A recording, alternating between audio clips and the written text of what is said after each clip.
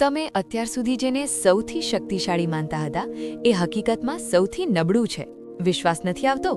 આ વિડીયોના છેલ્લા 5 સેકન્ડ તમારો જોવાનો નજરિયો બદલી નાખશે. લોખંડ દુનિયાની કોઈ પણ વસ્તુને કાપી શકે છે, એટલે આપણને લાગે કે સર્વોપરી છે. પણ એક નાની એવી આગ એ લોખંડના અહંકારને સેકન્ડોમાં ઓગાળીને પાણી કરી દે છે. પણ શું આગ જ સર્વશક્તિમાન છે? ના, પાણીનું એક ટીપું પણ જો ધારણ કરે તો ગમે તેવી ભયાનક આગને રાખમાં ફેરવી શકે છે. જો તમને લાગે છે કે તમે બધું જાણી ગયા છો, તો તમે ખોટા છો. આગળ જે છે એ માણસની સમજ બહાર છે. આવા જ રહસ્યો માટે હમણાં જ સબસ્ક્રાઇબ કરો, કારણ કે અડધું જ્ઞાન ખતરનાક હોય છે. એ પાણીને માણસ પી જાય છે, પણ એ શક્તિશાળી માણસને પણ મૃત્યુ એક દિવસ જમીનમાં ભેળવી દે છે. અહીં બધા હારી જાય છે, પણ ઊભા રહો, એક એવી વસ્તુ છે જેનાથી મૃત્યુ પણ ડરે છે. એ છે ભક્તિ. સાચી ભક્તિમાં એટલી તાકાત છે કે કાળના લખાણને પણ ભૂંસી શકે છે.